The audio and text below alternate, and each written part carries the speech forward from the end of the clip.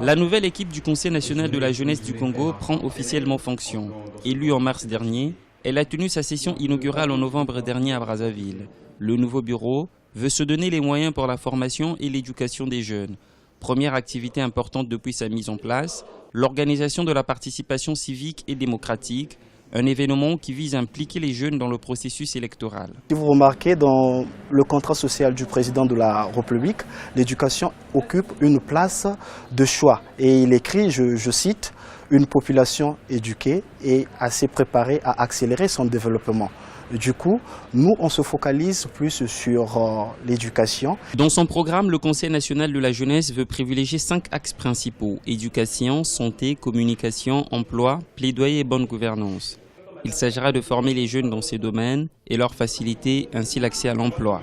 Sous la tutelle du ministère de la Jeunesse et de l'Éducation civique, le Conseil national de la jeunesse se doit, selon les autorités politiques, de jouer sa part dans l'autonomisation des jeunes au Congo.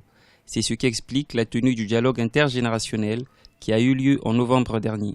Il s'agit par ce dialogue de faire participer les jeunes au processus de prise de décision et de contribuer à une transmission des valeurs sociétales, des valeurs morales d'une génération à une autre, d'amener les jeunes à s'approprier la politique de développement de leur pays, de mieux la comprendre pour mieux la défendre et pour être sûr que demain, et lorsque eux aussi arriveront aux affaires, ils seront à mesure de poursuivre l'œuvre qu'auront commencé leurs aînés. Les défis du Conseil national de la jeunesse du Congo restent grands. L'organe devra aujourd'hui mener des actions significatives et fédérer le maximum de jeunes.